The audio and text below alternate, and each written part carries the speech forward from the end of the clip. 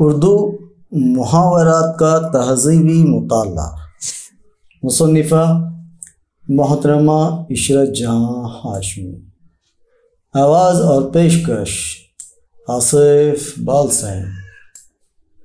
آج کا محاورہ، آب و دانہ اٹھ جانا۔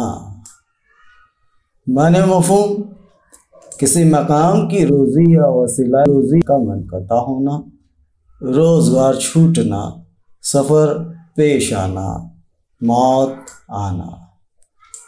پس منظر، کہانی، تہذیبی روایت۔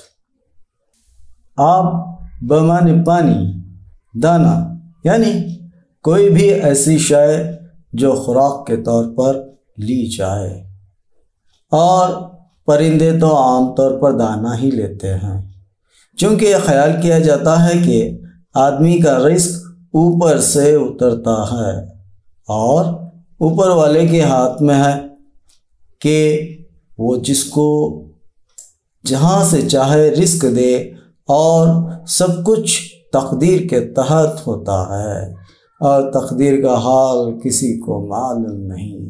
اسی لیے کہا جاتا ہے کہ کیا خبر ہے کس کا آب و دانہ کب اٹھ جائے، اور جب تک آب و دانہ ہے اسی وقت تک قیام بھی ہے۔ جب آب و دانہ اٹھ جائے گا تو قیام بھی ختم ہو جائے گا۔ یہ محاورہ ہماری تہذیبی تصورات اور زندہ رہنے کی فطری تقاضوں کی طرف اشارہ کرتا ہے۔ آب و دانہ، آب خور، آب خورش بھی اسی ذیل میں آتے ہیں۔ یہ ایک ہی محاورہ کی مختلف صورتیں ہیں۔ خورش، خور اور خوراک فارسی الفاظ ہیں اور اسی مفہوم کی طرف اشارہ کرتے ہیں۔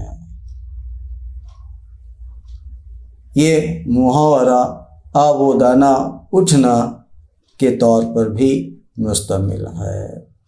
دوستو، ویڈیو دیکھنے کے لیے آپ تمام کا بہت شکریہ۔ ایسے ویڈیوز دیکھنے کے لیے ہمارے چینل کو فوراً سبسکرائب کریں، لائک کریں اور تمام اردو کے چاہنے والوں میں شیئر کریں۔ انشاءاللہ اگلی ویڈیو میں دوبارہ کسی اور محاورے کے ساتھ ملاقات ہوگی۔ تب تک اس ناچیز کو اجازت دیجیے۔ السلام علیکم، اللہ حافظ۔